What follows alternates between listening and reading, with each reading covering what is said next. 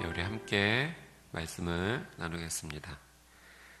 오늘 말씀의 제목은 지혜는 복을, 어리석음은 화를 부릅니다 입니다.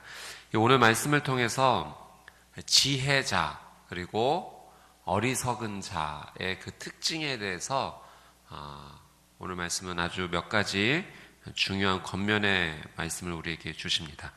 여러분, 지혜롭다는 것 그리고 어리석다는 것, 그 둘 사이의 가장 큰 구별, 기준은 무엇일까?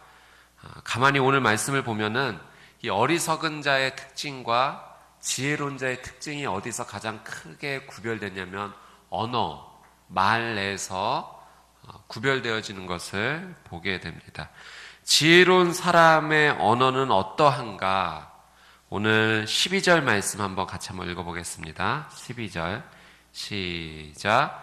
지혜로운 사람의 입에서 나오는 말은 은혜롭지만 어리석은 사람의 입술은 그 자신을 삼키고 만다. 지혜로운 사람의 입에서 나오는 언어, 말의 특징이 어떠하다고 성경이 우리에게 말씀하십니까? 은혜롭다. 여러분, 지혜자의 입에서 나오는 말은 은혜입니다. 여러분, 은혜롭다. 그 사람의 언어가 은혜롭다. 어떤 의미가 있을까요? 은혜가 있다라고 하는 것은요, 이런 의미가 있습니다. 생명을 살린다라는 의미를 우리가 생각해 볼 수 있어요. 그 사람의 입에서 나오는 말이 은혜가 있을 때 그 은혜의 말을 통해서 우리가 어떤 영향력을 받는가? 생명이 살아나는 그런 영향력을 받게 됩니다. 그래서 이 지혜자를 만나게 되면 정말 하나님의 성령으로 충만하여 그의 입술에서 지혜의 말을 선포하는, 생명의 말을 선포하는 사람들을 만나게 되면 우리가 어떻습니까? 이 낙심된 마음이 힘을 얻게 돼요. 정말 마음이 지치고 쓰러져서 정말 이 마음이 내려앉을 대로 내려앉았는데 지혜자를 만나게 되면, 그래서 그로부터 은혜의 말, 생명의 말을 듣게 되면 그 지쳤던 마음이 회복하게 되고 다시 힘을 얻게 됩니다. 또 어떤 일이 있습니까? 지혜자를 만나게 되면 그렇게 보이지 않던 길이 보이기 시작하는 거예요. 지혜자의 그 권명과 생명과 은혜의 언어가 내 삶 가운데 보이지 않던 길을 보이게 하기 시작합니다. 또 지혜자를 만나면 어떻습니까? 함께 기도할 때 기적을 경험하게 돼요. 지혜자의 기도의 언어, 은혜의 언어, 생명의 언어 가운데 우리가 하나님을 알게 되고, 그래서 하나님께서 주시는 그 놀라운 은혜를 지혜자를 통해서 함께 나누게 되죠. 기적이 일어나기 시작합니다. 복잡하였던 것이 단순해져요. 그 전까지는 너무 복잡해서 어디에서 접근해야 될지, 무엇을 해야 될지 몰랐는데 그 지혜자의 권면 한마디가 모든 것을 심플하게, 단순하게 하는 경험을 우리는 하게 됩니다. 포기의 마음의 끝을 생각했을 때 지혜자를 만나면 다시 시작을 생각하게 되고, 그 답답한 마음이 예전에는 숨을 쉴 수조차 없었는데 이 지혜자를 만나게 되면 다시 우리의 영혼과 마음이 숨을 쉬게 되는 그런 은혜를 경험하게 됩니다. 사랑하는 여러분, 오늘 이 말씀을 붙잡고 기도하면서 여러분이 그런 은혜 누리게 되기를 원합니다. 하나님 안에서 참된 지혜자가 되시는 여러분의 삶이 되기를 주님의 이름으로 축복합니다. 하나님, 지혜자 되게 해주십시오. 그래서 내 입술에서 나오는 말이, 언어가 은혜의 말이 되게 해주시고, 그 은혜의 말을 통해서 많은 사람들에게 생명을 전달하고 그 사람을 살리는 인생 되게 해주십시오. 자녀를 위해 기도할 때도 그렇게 기도하세요. 하나님, 이 자녀가 하나님 안에서 하나님의 지혜자 되게 해주십시오. 은혜의 말을 선포하는 자 되게 해주십시오. 생명을 나누어주는 하나님의 통로 되게 해주십시오. 그래서 그가 선 땅이 하나님의 거룩한 땅이 되게 해주시고 하나님의 나라를 세워나가는 귀한 삶을 감당하게 해주십시오. 그것이 바로 저와 여러분의 기도 제목이 되기를 주님의 이름으로 축복합니다. 아멘. 반대로 어리석은 사람의 특징, 어리석은 사람의 언어의 말은 어떠한가? 12절 말씀에 봤더니 어리석은 사람의 입술은 그 자신을 삼키고 만다. 어리석은 사람의 말이 결국은 그 자신을 무너뜨리게 됩니다. 우리 13절부터 15절까지도 한번 읽어볼게요. 시작. 어리석은 사람의 입에서 나오는 말은 처음에는 어리석은 것이더니 결국에는 사악하고 미친 소리로 끝난다. 어리석은 사람은 말이 많다. 사람은 모름지기 앞으로 닥칠 일을 모른다. 죽은 후에 일어날 일을 누가 그에게 말해 주겠는가? 어리석은 사람들의 수고는 자신을 피곤하게 할 뿐이다. 그는 성으로 가는 길도 알지 못하기 때문이다. 어리석은 사람의 언어와 말의 특징에 대해서 성경은 이렇게 말씀해 주십니다. 시작은 어리석고 끝은 사악하다. 전도서에서 나오는 어리석은 자의 특징은 하나님을 신뢰하지 못하는 자죠. 하나님을 인정하지 않는 자입니다. 믿음이 없는 자임을 이 전도서의 말씀을 통해서 우리는 어리석은 사람이다라는 것을 알게 되죠. 그 어리석은 사람, 하나님을 온전히 따라가지 못하고 신뢰하지 못하는 자의 언어의 특징, 시작은 어리석지만 끝은 사악하다. 그것이 어리석은 사람의 언어의 특징이에요. 또 14절 말씀해 보니까 말이 많다. 여러분, 성경에서 계속해서 우리에게 주는 권면 가운데 하는 것은 말이 많게 되면 실수할 수 있다는 거예요. 인간은 연약한지라 유한적인 존재라 자기가 한 말에 대해서 모두 다 책임을 질 수 없는 존재입니다. 그러니 말이 많으면 어떻게 되겠습니까? 결국은 실수하게 되고 그 말이 나를 집어삼키게 되는 거죠. 그것이 바로 어리석은 사람의 특징입니다. 말은 많지만 열매는 없어요. 그러나 지혜자는 말은 많지 않지만 그 단 한마디의 말이 마치 깊은 산속에서 솟아오르는 샘물과 같아서 깨끗하여서 그 물이 생명을 살리듯이 지혜자의 말 한마디가 사람의 생명을 살리는 거죠. 14절 말씀해 보니까 어리석은 사람은 마치 미래를 아는 것처럼 이야기한다는 거예요. 그런데 그 누가 정말 미래를 알 수 있으며 정확하게 이야기할 수 있는가? 어리석은 자는 할 수 없어요. 그러나 하나님께서 은혜를 주신 자는 깨달을 때가 있는 거예요. 다니엘서를 보면 우리가 그런 은혜가 있었다는 것을 알게 되죠. 바벨론의 느부갓네살 왕이 꿈을 꾸게 됩니다. 도대체 이 꿈의 내용이 무엇인지 알지 못하여 답답해하고 있을 그때 이 꿈을 해석해달라 바벨론의 지혜자들에게 이야기합니다. 그래서 지혜자들이 이야기하죠. 왕이시여 그 꿈을 우리에게 이야기해 주십시오. 우리가 해석해 드리겠습니다. 근데 재밌게도 이 느부갓네살 왕이 그 꿈을 이야기해 줍니까? 안 해줘요. 그러고 맞춰보래요. 여러분, 누가 맞출 수 있겠습니까? 꿈을 이야기해 주지도 않고 내용을 모르는데 어떻게 사람이 그걸 알아맞힐 수 있고 해석해 주겠어요? 그래서 그 지혜자들이 모두 다 죽임을 당합니다. 다니엘의 차례가 왔어요. 다니엘이 기도합니다. 그리고 하나님께서 이 다니엘에게 은혜를 주세요. 환상 가운데 그 꿈의 내용을 알려주시는 거죠. 여러분, 하나님을 신뢰하는 자, 하나님에게 은혜를 구하는 자에게 하나님께서는 이런 은혜를 베풀어 주실 때가 있어요. 그래서 다니엘이 그 하나님 앞에 기도에 응답하여 주심에 감사하고 찬양하는 내용이 이 다니엘 2장에 나오지 않습니까? 사랑 여러분, 은혜를 구할 때, 하나님을 신뢰할 때 하나님께서 그의 영혼 가운데 알려주세요. 그러나 사람은 그 자체가 어리석고 유한한 존재이기 때문에 미래의 일을 알 수 있나요? 전혀 알 수 없습니다. 어리석은 사람의 특징 15절 말씀해 보니까 몸을 피곤하게 한다는 거예요. 우리가 그런 말 많이 사용하죠. 야, 너 때문에 네 손발이 고생한다. 저만 알고 있는 말인가요? 어리석으면 우리 몸이 피곤할 수밖에 없어요. 어리석은 사람의 말을 통해서 우리의 육신은 피곤을 경험할 뿐입니다. 15절 말씀해 보니까 어리석은 사람은 그 가는 길도 알지 못한다. 알지 못하면서 아는 척, 알고 있는 척, 이 길로 가야 된다 이야기하지만 정말 그가 그 길을 알고 있는가? 그는 알지 못한다는 거예요. 사랑하는 여러분, 지혜자, 어리석은 자의 가장 큰 구별은 그의 말에서 일어나는 것임을 알 수 있습니다. 그 말 때문에 그가 지혜자가 되고 어리석은 자가 되는 것이 아니라 그가 지금 누구를 신뢰하고 있는가, 그것에 따라서 공급해 주시는 분의 은혜가 다르기 때문에 표현되는 것이 다를 수밖에 없는 거예요. 오늘 우리는 어떻게 살아야겠습니까? 삶의 순간순간마다 지혜의 근원 되신 하나님께 우리는 손을 내밀어야 돼요. 하나님, 내게 지혜 주십시오. 내게 말할 바를 알려주십시오. 이 상황에서 어떻게 하나님 반응하고 결정하고 행동해야 될지 하나님 알려주십시오.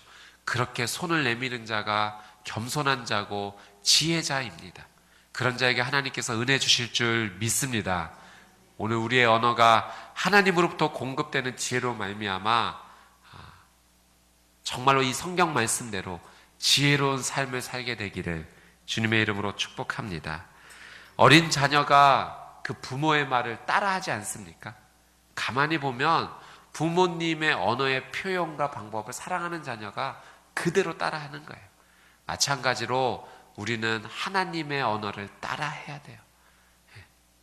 하나님의 언어가 내 언어가 될 수 있도록 주님의 손을 붙잡고, 주님, 아예 머리 위에 손을 얹고 기도하십시오. 이 생각이 주님의 생각으로 충만해지게 해주십시오. 입술을 붙잡고 기도하십시오. 이 입술이 하나님의 언어만 따라하게 해주십시오. 기름 부어 주십시오. 오늘 여러분을 통하여서 하나님의 은혜가 흘러가 많은 사람들이 은혜와 생명을 누리게 되기를 주님의 이름으로 축복합니다. 아멘. 16절 말씀부터는 이런 내용입니다. 복이 있는 나라, 재앙이 있는 나라는 무엇이 다른가? 바꿔 이야기하면 복이 있는 가정, 재앙이 있는 가정은 무엇이 다른가? 또 복이 있는 교회, 재앙이 있는 교회는 무엇이 다른가? 복이 있는 공동체, 재앙이 있는 공동체는 무엇이 다른가? 오늘 성경은 이렇게 말씀해 주십니다. 우리 16절, 17절 같이 한번 읽어볼까요? 시작. 왕이 어린아이며 고관들이 아침부터 잔치를 벌이는 나라여, 내게 재앙이 있을 것이다. 고결한 사람이 왕이 되고 고관들이 쾌락을 위해서가 아니라 생존을 위해서 제때 먹는 나라여, 내게는 복이 있다. 어떤 나라는 복이 있고 어떤 나라는 재앙이 있습니다. 어떤 가정은 복이 있고 어떤 가정은 재앙이 있습니다. 어떤 공동체는 복이 있고 어떤 공동체는 재앙이 있습니다. 무슨 차이일까요? 16절 17절 말씀을 볼 때 그 차이가 리더로 결정이 될 수도 있다는 사실을 알려줍니다. 그 공동체, 그 조직의 리더가 누구인가에 따라서 재앙이 있는 공동체가 될 수도 있고 복이 있는 공동체가 될 수도 있습니다.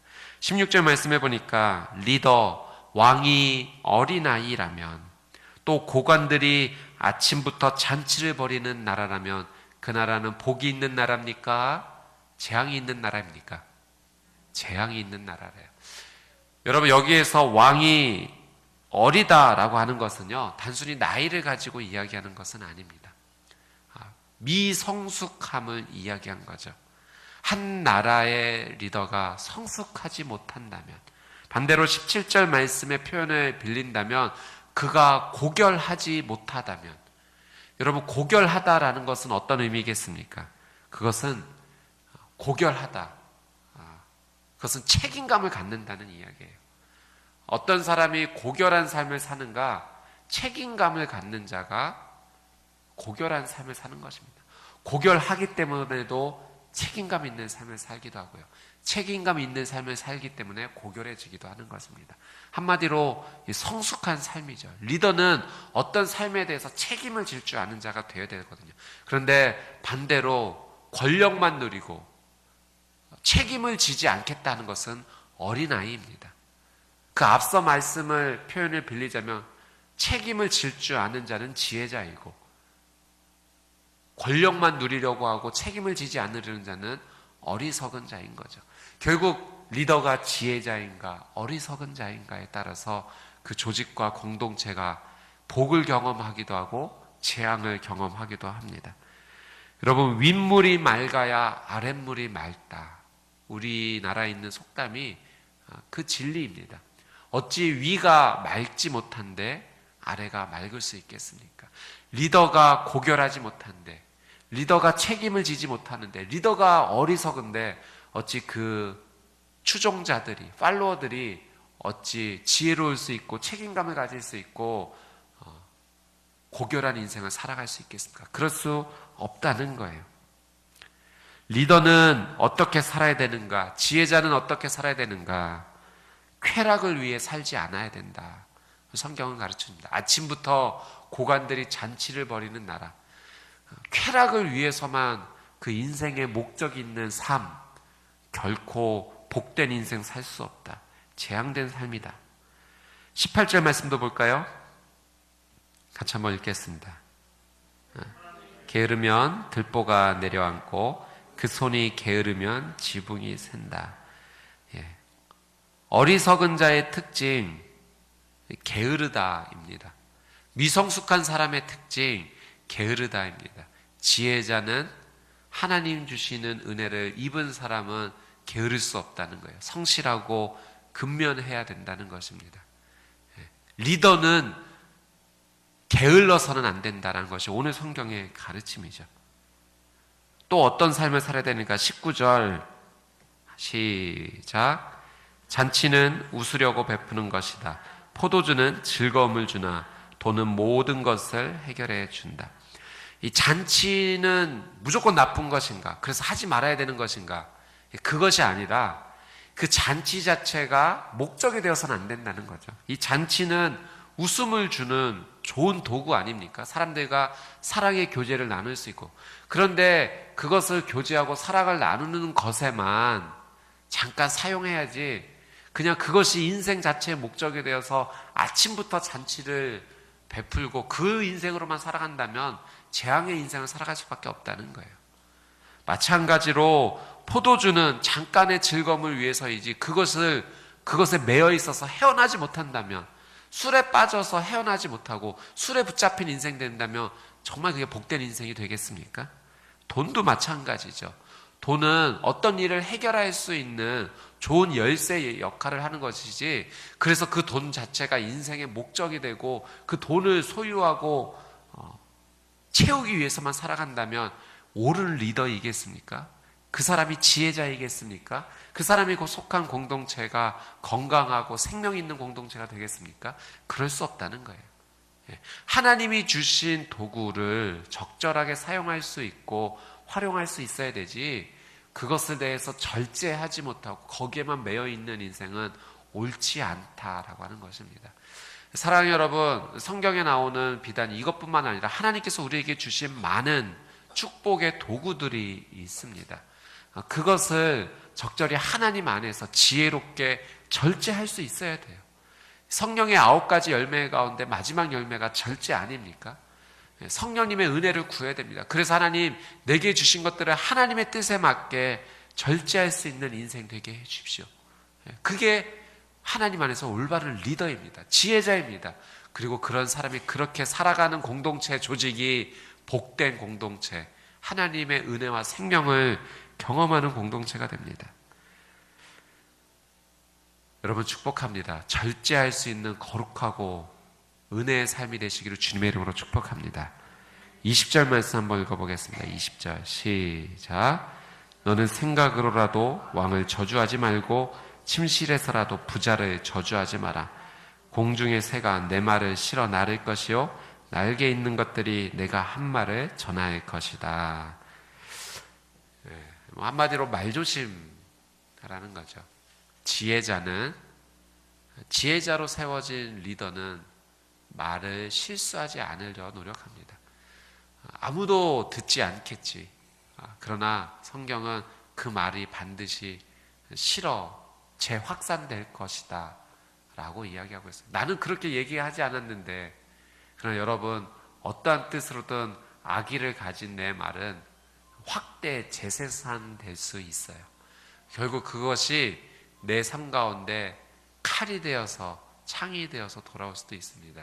마치 오늘 이 성경 말씀에 어리석은 사람의 말이 결국 그 사람을 집어삼키듯이, 어리석은 사람의 말은 늘 많아서 실수가 많듯이 그것이 결국 나를 향한 아픔이 될 수도 있다는 사실을 우리는 기억해야 합니다. 여러분, 우리는 모두 다 하나님이 불러주시고 세워주신 리더입니다. 리더는 어떻게 세워져야 됩니까? 그는 지혜로워야 돼요. 리더가 어리석으면 그가 속한 공동체는 무너질 수밖에 없어요. 어떻게 지혜를 소유할 수 있습니까? 우리 스스로 지혜를 생산해낼 수 있습니까? 만들어낼 수 있습니까? 성경은 오늘 우리에게 하나님을 끝까지 신뢰하라, 그분에게 생수의 근원 대신, 생명의 근원 대신 그분에게 물줄기를 댈 수 있는 통로를 우리가 댈 때 흘러나오는 거예요. 가지가 나무에서 떨어지면 더 이상 열매를 맺지 못하듯이 우리는 어떻게 하든지 주님께 붙어 있는 자가 되어야 합니다. 사랑하는 여러분, 축복합니다. 오늘 이 하루 어떻게 하든 하나님께 붙어 있고 그분이 흘려보내주시는 은혜와 지혜와 생명을 소유하여 하나님의 뜻대로 은혜와 생명을 누리는 삶이 되시기를 주님의 이름으로 축복합니다. 아멘.